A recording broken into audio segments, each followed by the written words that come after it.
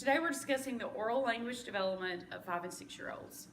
In reading the article, Taking Delight in Words, one quote that stood out to me was that young children's listening and speaking competence is in advance of their reading and writing competence, which means that oral language is so very important. Another article that I read by Scholastic said that it is a toddler's job to learn to talk. It's a preschooler's job to learn to communicate.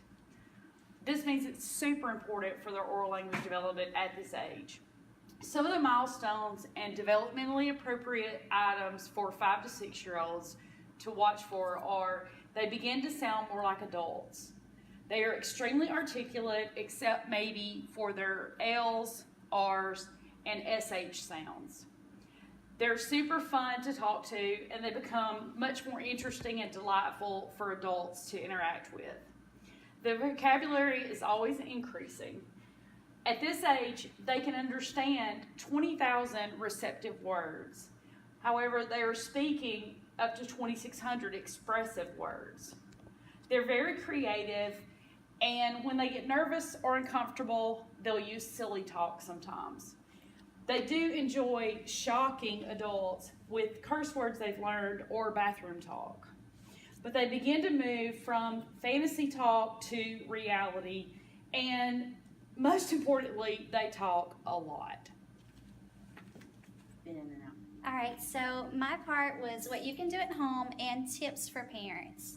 So first I looked at an article from Reading Rockets. It was titled Young Children's Oral Language Development.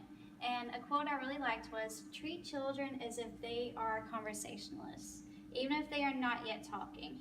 Children learn very early about how conversations work, from taking turns with an adult, looking attentively, using facial expressions, and all this combines as experiences with conversing adults. And another article I liked was from Reading Rockets as well. It was Early Literacy, Policy, and Practice in the Preschool Years. And it says, what children learn from listening and talking contributes to their ability to read and write, and vice versa. Some tips from parents include, from the theorist Vygotsky, he said, children learn higher mental functions by internalizing social relationships.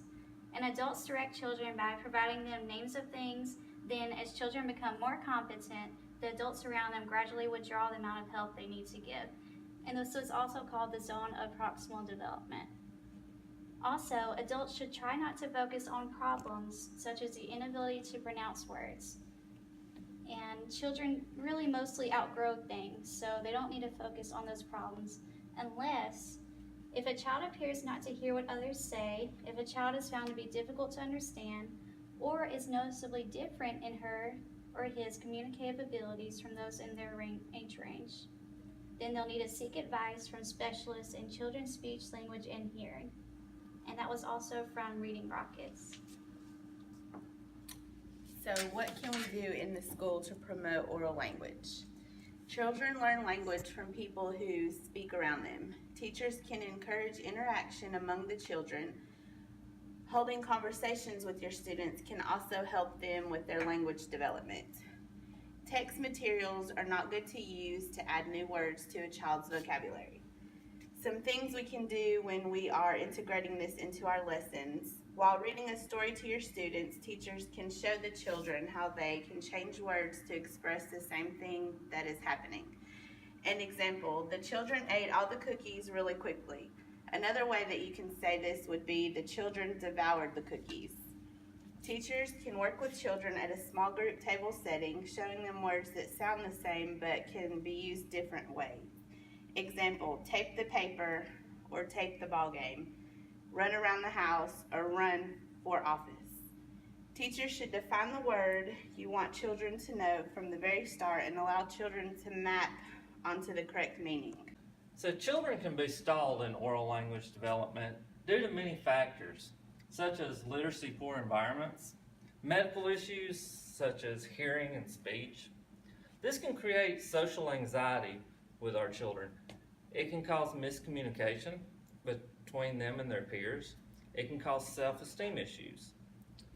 This can also cause a delay in their reading and writing due to their vocabulary.